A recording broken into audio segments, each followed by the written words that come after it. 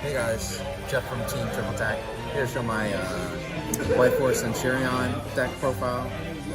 I got second today in this tournament we had, and I just felt like, I might as well just show my my deck because I think it's pretty good. It can go places. Second place is pretty good. Yeah. So here's the deck profile.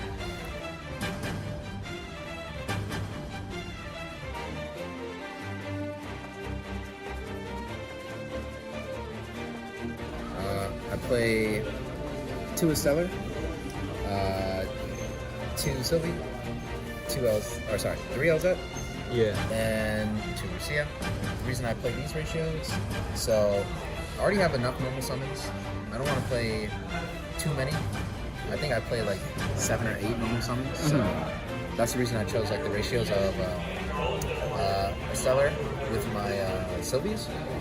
Sylvie, she's not a good starter, but I still play her at 2 because if you only play her at 1, like you'll find out like if you run out of her, you're sort of cooked. Yeah. Like the same with Lucia. If you run out of these cards in deck, it really just sucks. So that's why I play 2. If I could, I would play this at 1, but just running out this card really sucks. How's that? Honestly, I find this to be typically like my best starter or extender. But I prefer this card over like any of these. So is she better than her? I sort of think so, just because like she doesn't take your normal summon. And if you have your toy box cards, which I'll be showing later, like her combo is so good, and that's why I just play her at 3 over like. I know some people play 3 of this and none of this at all. I mean, it depends on. Depends like, on the deck. Yeah, it depends on the deck. Like Runic, they'll play this at 3, this at none. But, Yeah. I think Runics, they can afford to not play this just because they can easily turbo out level 2s. Anyways, I'll show the rest of the cards.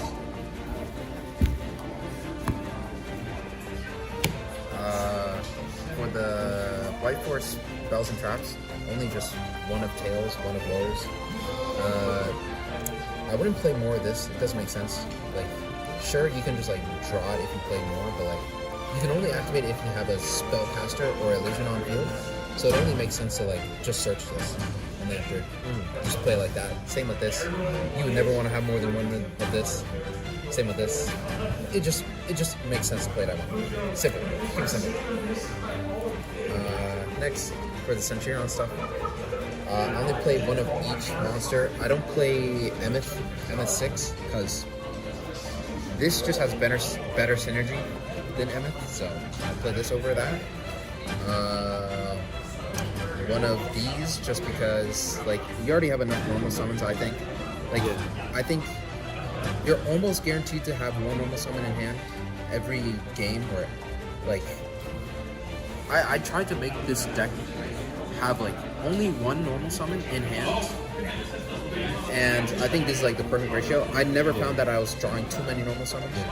Would you ever think of bumping one of these 2 up to maybe 2? You think just 1 was enough for you?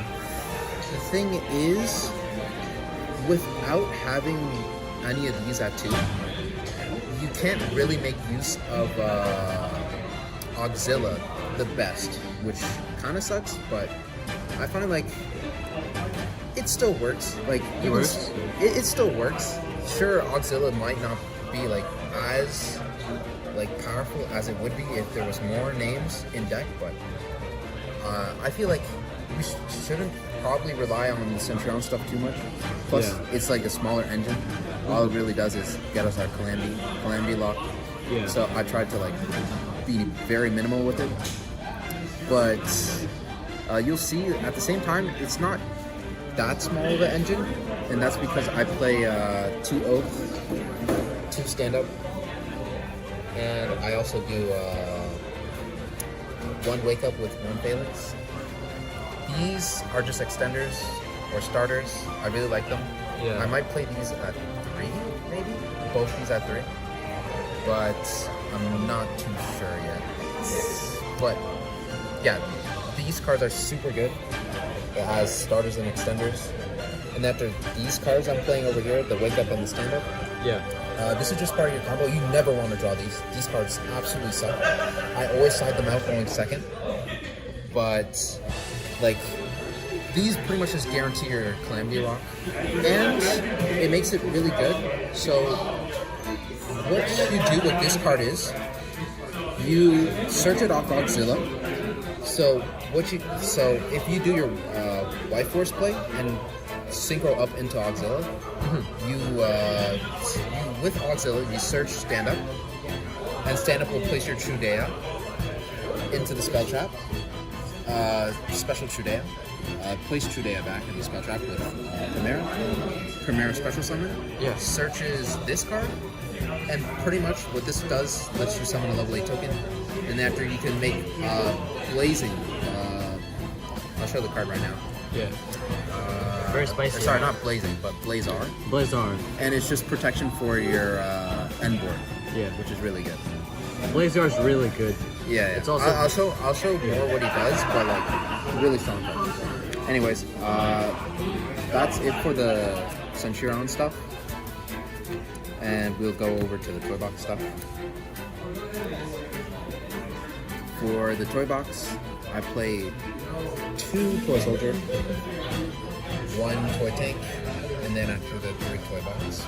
Some people might play this at 3, but I find it's a little excessive. 2 works just fine. I never found.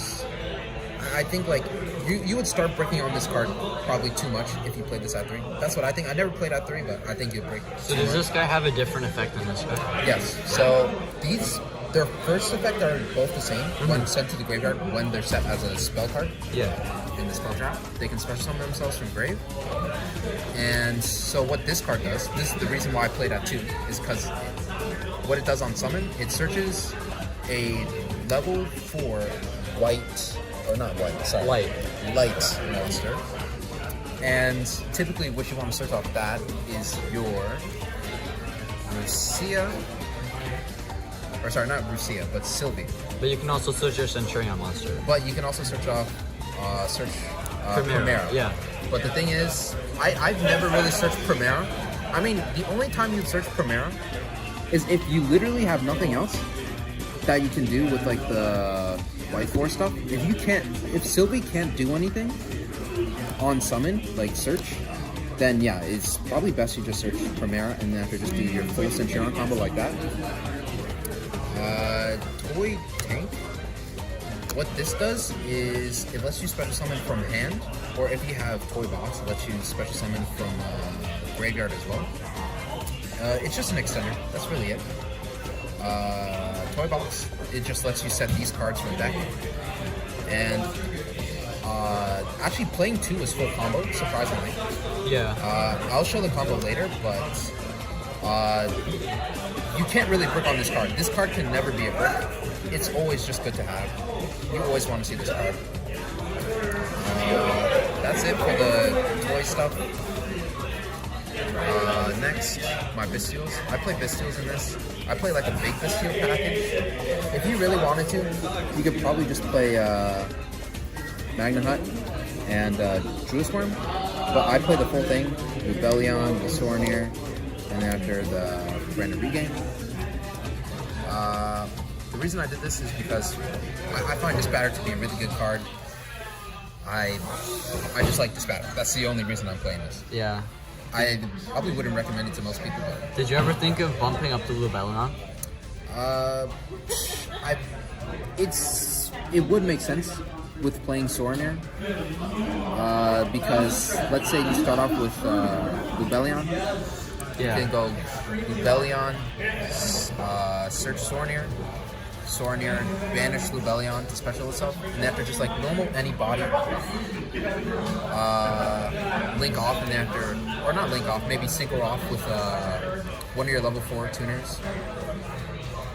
I also just want to say something really quick. Yeah. These cards are really good this format, the Bystials, because you can hit the Fiendsmith Engraver, and also don't forget that if they use their SP Little Knight to bandage itself, you can actually use this, put it back in the extra deck, and then you get a draw. So yeah, it's really strong. That's Yeah. really, really good against really SP strong. Little Knight. Yeah. It's the Bystials are strong in this format. To be honest, you could probably just play, if you wanted to, More you hand could remove traps. these two and just play Baldrake. Baldrake's pretty good interruption since he can banish monster special summon from the extra deck. Do you use this guy's effect? It doesn't make, it literally provides nothing. So then why don't The you way play I build Baldric it? over this? Good question. This guy's super, that's why. Super rare. Super. I don't know. It's just how it works out for me. Yeah. I typically don't see an issue. And Baldric doesn't playing come up this. that really often. Yeah, and Baldric effect doesn't come up that often, but it's still good. Yeah. Next, my non-engine. I play a lot of spell traps. I don't really play monster interrupts other than my Bystials. Yeah. So what I play is 3 Dark Ruler. Oh, sorry, yeah. Yes. 3 Dark Ruler. I play 3 Droplets. 2 Tactics. And then after 1 Callback. So big spells. A lot of Yeah, spells. a lot of spells.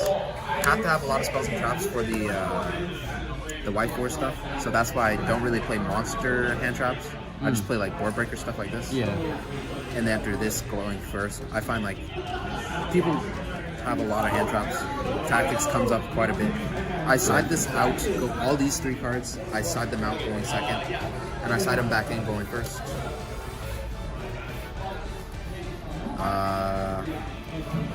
The rest I play Imperms. Imperm, you know why I play Imperm. In my opinion, best hand trap in the game right now.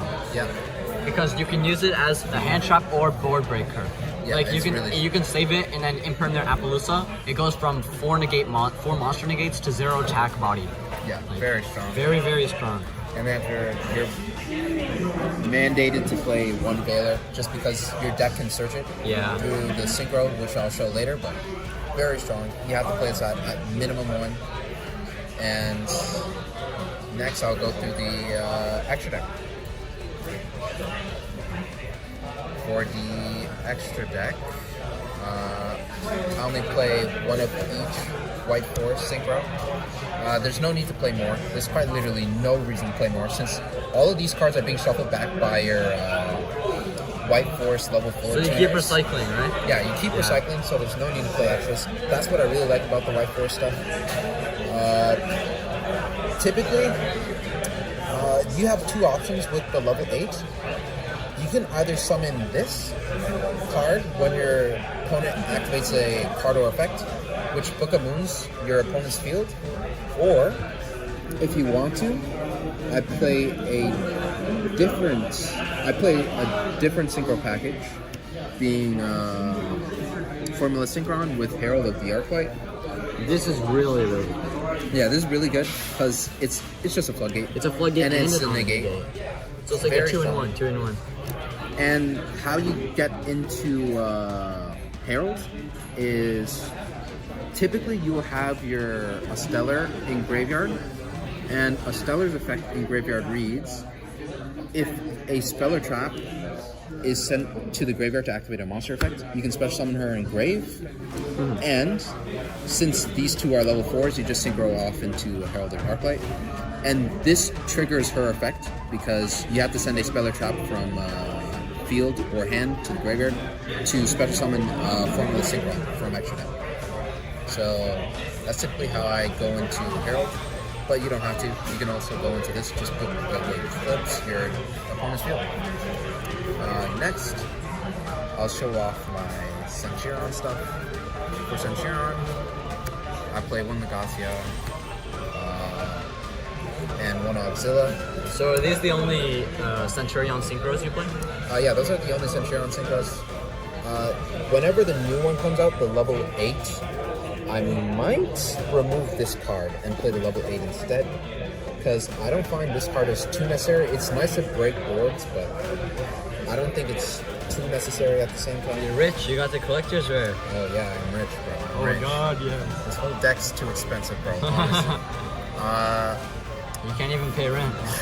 Facts. For the rest of the level 12 stuff, obviously you have to play Crimson with Ban.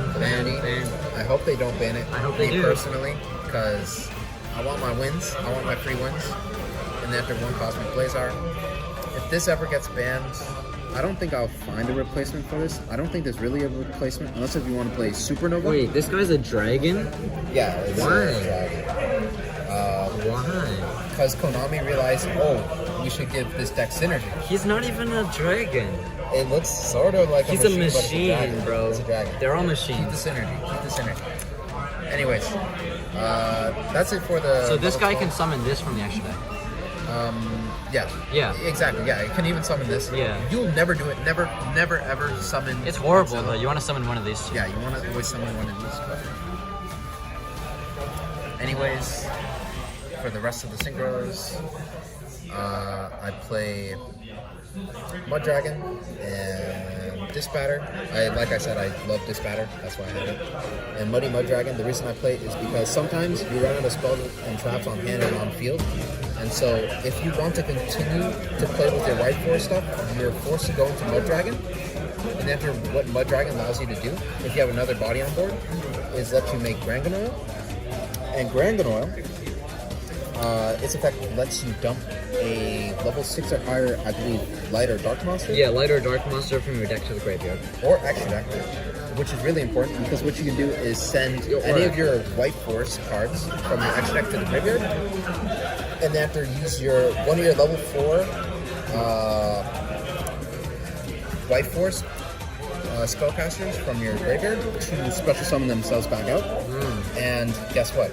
Level 4 with the level 8 makes Auxilla, and Auxilla is literally just full combat, and it doesn't even take up your normal zone. Super good. Yeah, that is really good. It's spicy. It's spicy. It's spicy. That's it for my synchro stuff. And for the rest, I play SP and Moon Maiden. I think this is just like this choice. Is the only reason you play this to make SP and have Yes, advantage? the only reason is to play it just to make SP. It's literally the only reason to do it. Yeah. And that's about it. Yeah. Okay, so that's it for Jeff's Centurion Whitewood's deck profile. So, any last words you want to give the viewers? Any last words? So, remember, you came second place with the Sex Day. Yeah, I did. That is very good. That's very good. I really like the deck. Maybe with the new Centurion support, I might actually decide to incorporate it into this deck. Maybe it goes like even a lot further. Maybe it's just like a meta contending deck with the new support. Maybe. If not, I want to see this deck at a YCS. Oh, sorry. Talking of YCS. YCS and the I want to see this deck at a YCS. If not, like the Worlds event happening. I just have one last question for you. Yeah.